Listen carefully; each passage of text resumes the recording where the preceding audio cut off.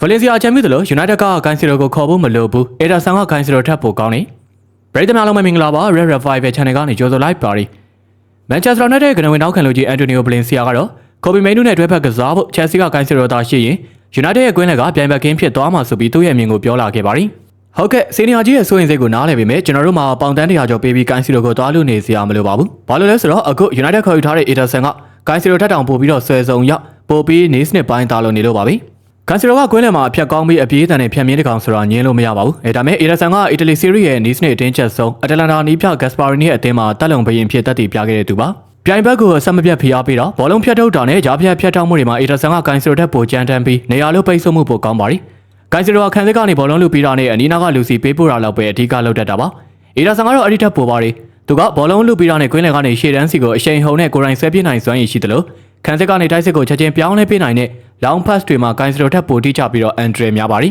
။မိန်နူရဲ့ပါနေတဲ့ဘောလုံးထိမ့်သိမ်းမှုကွင်းလယ်အလှည့်ပြောင်းမော်ဆန်မှုတွေနဲ့ Ederson ရဲ့အကြောက်ဆောင်လို့ခိုင်မာတဲ့ဖြတ်အားရုပ်ပိုင်းဆိုင်ရာတောင်းတမှုတွေပေါင်းဆက်လိုက်ရင်ဒါဟာဥရောပမှာကြောက်စရာအကောင်းဆုံး dynamic ဂျိုရိုဖြစ်လာမှာပါ။ဂိုင်းစီရိုကခံစစ်တစ်ခုတည်းကိုပဲဦးတည်တဲ့တမိုင်ရွေးချကွင်းလယ်လူဖြစ်ပေမဲ့ Ederson ကတော့ခံစစ်ရောတိုက်စစ်ပါခြေစုံပြကစားနိုင်တဲ့ကိတစ် box to box အစိမ့်မြင့်ကစားသမားစစ်ပါ။ဒါကြောင့် CRJ Valencia ပေါင်တန်း100တန်ကိုငိမ့်မမနေပါနဲ့တော့ United မှာဂိုင်းစီရိုထက်ပိုကောင်းပြီးပိုပြီးအရေးအသွေးမြင့်တဲ့ Ederson ရောက်နေပြီမို့လို့လာမရသည့် Premier League ရဲ့ကွင်းလယ်တွေကိုမှွေနှောက်ဖို့ပဲပြင်ထားလိုက်ကြပါစို့ဗျာ။